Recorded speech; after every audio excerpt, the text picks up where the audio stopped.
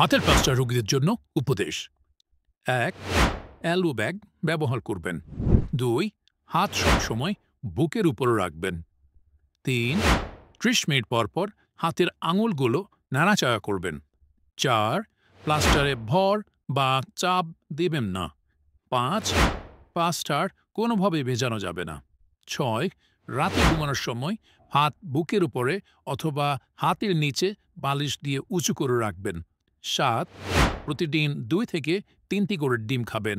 ৮ মুখে মিষ্টি লাগে অথবা মিষ্টি জাতীয় সকল ধরনের খাবার বন্ধ থাকবে ৯ বেশি ব্যথা বেশি ফুলে গেলে বা কালো হয়ে গেলে অবশ্যই হাসপাতাল অথবা ডাক্তারের সাথে যোগাযোগ করবেন ১০ চিনি ছাড়া লেবুর শরবত খেতে পারবেন